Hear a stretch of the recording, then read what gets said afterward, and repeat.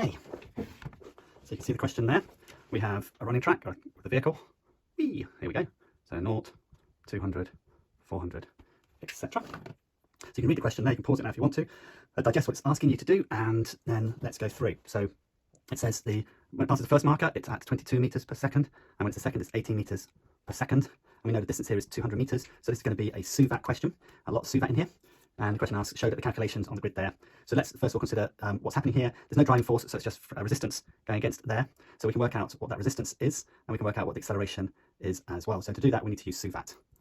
And so let's consider how we do that.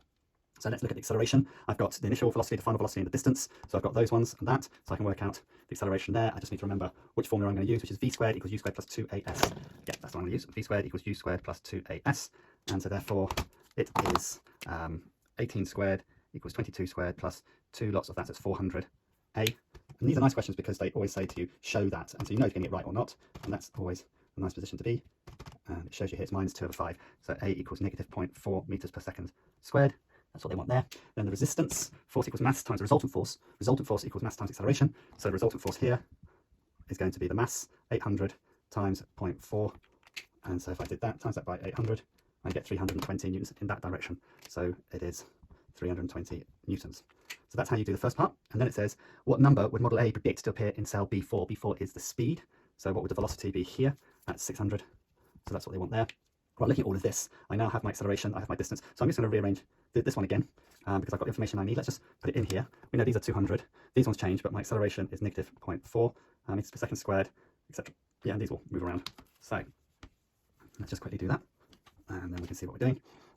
So now I'm going to have 18 in there, so that's what I'm looking for. This is 18 squared plus 2 lots of the acceleration times the distance. So let's just work that one through. So it is 0.4 times 400. Add that to 18 squared, 164, square root 164, and I get 12.8. So that's what I would expect in there, 12.8 meters per second. Then the question says, after passing the first marker, according to model A, how long after passing the first marker does the car come to rest? Well, how long? Okay, so what we're talking about in terms of time, and we're talking about the final velocity being 0. So I want to then get a SUVAT question where it has a time. I know v will equal 0.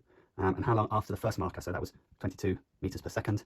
So I can work out here what the length, the time it would be. So I just need to know a SUVAT equation on that one. So check out your SUVAT, work out what you think is right. And I'm going to go for a very simple v equals u plus at. I know that's 0. I know my initial velocity is 22. And acceleration is negative 0.4 t. So therefore I can work out what t is. So it's 22 divided by 0.4 equals 55 seconds. So it's 55 seconds.